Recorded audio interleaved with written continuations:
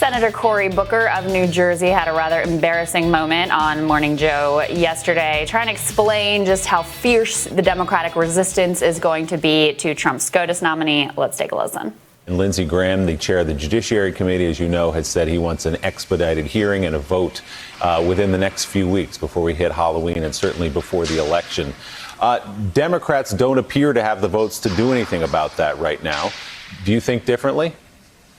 No, we don't appear to have the votes to do anything about it right now. We still don't know where everyone stands. And so it's going to be a long shot. We're going to do everything we can to try to appeal to their sense of decency. That you can't just a matter of months ago, as Lindsey Graham did, say that there is a standard, say that you will uphold it, tell people to use your words against you on this matter, and then have them suddenly flip and change that.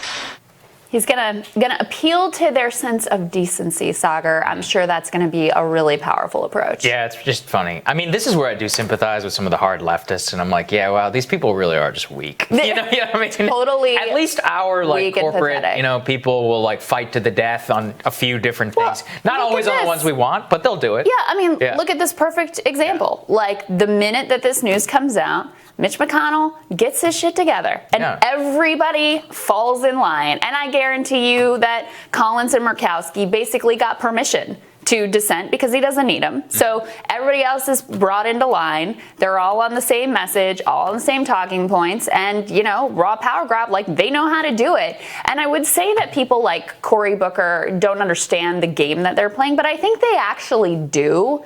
They just don't really care that much because they're happy to have the excuse of this is the one thing Democrats are really, really good at, is coming up with excuses for their impotence. Yeah. So the Republicans are mean, the Supreme Court is stacked, the Senate is unfair. All of these things can have a grain of truth to them. They all do have a grain of truth to them, but they still feign this level of impotence that is just completely theatrical. What they really, I think the thing is, and this is true for both sides in various respects and various sectors of power, is that they like it. I think they really do like having, the impotence and having the raw power so they can fundraise off of it. That's just so much a part of this is that he can go back. This is the greatest fundraising boon to the Democrats in months. They're processing hundreds of millions of dollars in donations over the last several weeks. Just since RBG's death. And it's something that can help increase enthusiasm. It's like we just talked about on the Affordable Care Act. The Dems could stop the lawsuit if they wanted to, but they don't want to. Well, that's it. Raise a lot of money. It's the same thing here.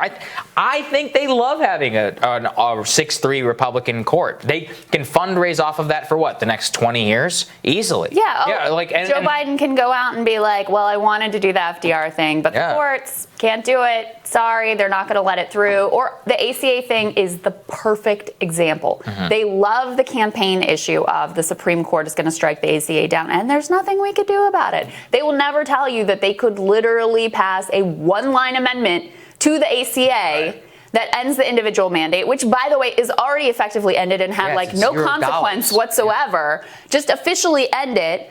And look, maybe Republicans won't go along with it, but you could at least try. You could try if you actually cared about those tens of millions of people who are stand to lose their health insurance, but they would rather just have the campaign issue and pretend they can't do anything. The interesting thing is, this is the first time in a while that I've seen a real sort of divide between Democratic leadership and these sort of resistance liberals, because they want to see, even if it's fruitless, even if ultimately Republicans have the power and they're able to push through the nominee, they want to see Democrats fight with every tool in their toolbox. And so people like Cory Booker, Elizabeth Warren was on Chris Hayes last night. They go out there, Nancy Pelosi, and say, we're going to use all our tools in the toolkit. We got quivers, arrows in our quiver, all this stuff. But then, Chris Hayes said to Elizabeth Warren, okay, but the Senate is going on and operating business as usual today. When do these arrows come out of the quiver? When do you actually do anything? They just confirmed a Trump court nominee 98-2, I think yesterday or the day before. So they're letting business as usual go on in the Senate while being like, we promise we're going to really try hard. We're going to really resist. There's a new memo that David Sirota and Ryan Grimm both got their hands on and broke news about here, which is circulating on Capitol Hill, about all the different delay tactics that are available to Democrats. They are not completely impotent. The minority power in the Senate has a decent amount of power. There are also maneuvers that could be done in the House, since they have control of the House, that require action from the Senate in a certain period of time, like it's mandated.